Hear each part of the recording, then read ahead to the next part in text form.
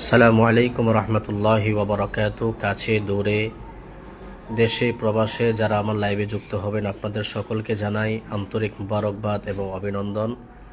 আলহামদুলিল্লাহ সুম্মা আলহামদুলিল্লাহ। দেশের বিভিন্ন প্রান্ত থেকে মানুষ প্রতিদিন বিভিন্ন সমস্যার সম্মুখীন হয়ে আমার কাছে আসে।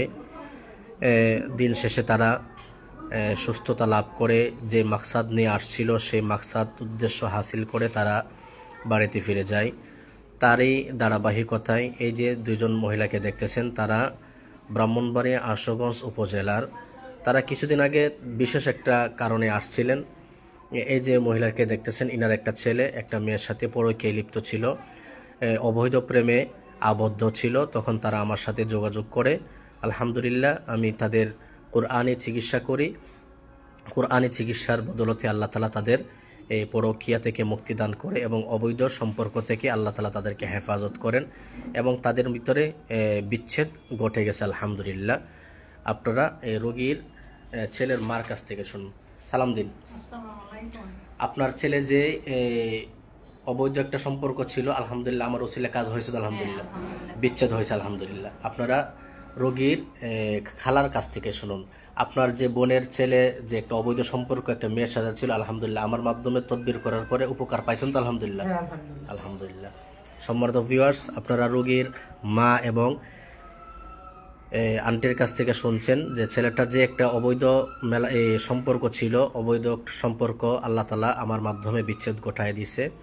এজন্য আপনারা দেশের যে কোনো প্রান্ত থেকে অবৈধ সম্পর্ক বিচ্ছেদ ঘটানোর জন্যে, তারপর স্বামী স্ত্রী অমিল দূর করার জন্যে, স্বামী স্ত্রীর মধ্যে মিল মোহাব্বত সৃষ্টি করার জন্যে, তারপরে সাংসারিক অশান্তি দূর করার জন্যে জাদু টোনা বান এই জাতীয় যত কিছু আছে, জাদু টোনা জিন বদনজর, যাদের বাচ্চা হয় না, যাদের বিবাহের বাধা আছে বিবাহের বাধা দূর করার জন্যে, যাদের বাড়িতে জিন্নাতের উৎপাত ও চলাচল আছে এই জিন্নাতের উৎপাত ও চলাচল বন্ধ করার জন্যে, কুফুরি কালাম বানটান থেকে মুক্তি থাকার জন্যে, এক কথায় আপনারা সর্বরোগের চিকিৎসা করার জন্যে আপনারা কোনো বেদাতি বন্ড প্রতারকের কাছে না গিয়ে আপনারা আমার সাথে যোগাযোগ করতে পারেন।